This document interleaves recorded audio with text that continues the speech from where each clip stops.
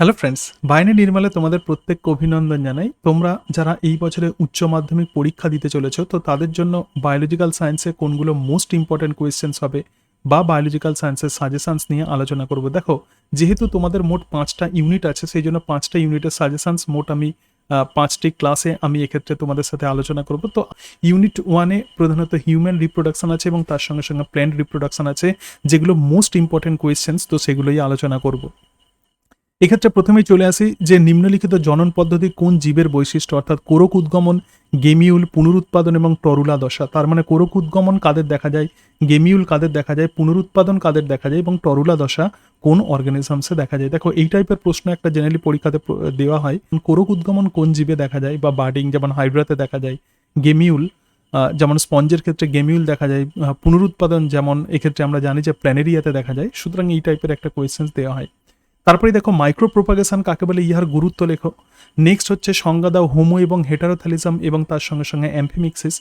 তারপর দেখো ট্যাপেটাম স্পোরোপোলেনিনের কাজ কি এবং দ্বিনিষেক কাকে বলে, পার্থেনোকার্পি কাকে বলে। পার্থক্য লেখো অ্যাপোকার্পাস ও সিনকার্পাস গর্ভকেশর এবং স্বপরাগযোগ আর ইতর পরাগযোগ এবং সেলুলার ও হেলোবিয়াল শস্য। দেখো, এই যে প্রশ্নগুলো আমি বলছি, অ্যাকচুয়ালি এখান থেকে ছোট প্রশ্ন দিতে পারে, বড় প্রশ্ন দিতে পারে, এমসিকিউ দিতে পারে। প্রধানত এই সমস্ত রিজিয়ান্স থেকেই প্রধানত এইচএসএ কোয়েশ্চেন্স ঘোরাফেরা করে। তারপরে দেখো পলিএমব্রায়োনি কাকে বলে এবং ইহার গুরুত্ব কি এবং অপ্রকৃত ফল বলতে কি বোঝো, অনুন্মিলন কাকে বলে এবং তার সঙ্গে সঙ্গে ক্লিস্টোগ্যামি কাকে বলে। উদাহরণ দাও বায়ু পরাগে মেলাকোফালি এবং সম্বুক পরাগে ফুল। মানে বায়ু পরাগে ফুল কোনগুলো, তাদের এক্সাম্পল দিতে হবে মেলাকোফিলি কারা এবং সম্বুক পরাগে ফুল কারা। এবং চিত্র সহযোগে পুং ও স্ত্রীলিঙ্গধরের উৎপত্তি বর্ণনা করো। দেখো, পুং এবং স্ত্রীলিঙ্গধরের উৎপত্তির চিত্র সহযোগে বর্ণনা করো। এটা অনেক সময় 5 মার্কসের কোয়েশ্চেন্স দেয়। এবং তার সঙ্গে সঙ্গে পোস্ট ফার্টিলাইজেশন ইভেন্ট এটাও একটু পড়ে রাখবে, যে কিভাবে এমব্রায়েড ডেভেলপমেন্ট ঘটে, এনজিওস্পার্মের ক্ষেত্রে কিভাবে এমব্রায়েড ডেভেলপমেন্ট ঘটে। তো প্ল্যান্ট রিপ্রোডাকশনে প্রধানত এইগুলো অত্যন্ত ইম্পর্টেন্ট কোয়েশ্চেন্স। তারপরে দেখো হিউম্যান রিপ্রোডাকশনে পুরুষ ও স্ত্রীদেহে যৌন লক্ষণগুলি লেখো। অ্যাডাম কি এবং ইনহিবিন কি কাজ করে এবং ইনহিবিন কোথা থেকে খরিত হয়।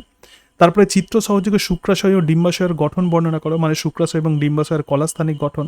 তারপরে এই যে কোয়েশ্চেন্স আছে সাটুলি কোষের কাজ কি, স্পার্মাটোজেনেসিস এবং উওজেনেসিস কাকে বলে এবং স্পার্মিওজেনেসিস কাকে বলে। নেক্সট মাসিক যৌনচক্রে ডিম্বাশয়ের পরিবর্তন ও হরমোনের ভূমিকা আলোচনা করো, মানে মেনস্ট্রুয়াল সাইকেলে একদম গ্রাফগুলো ভালো করে পড়ে রাখবে, ইস্ট্রোজেন প্রোজেস্টেরনের ভূমিকা এবং ইউটেরাসেও কি চেঞ্জেস হয় মেনস্ট্রুয়াল সাইকেলে সেটা পড়তে হবে।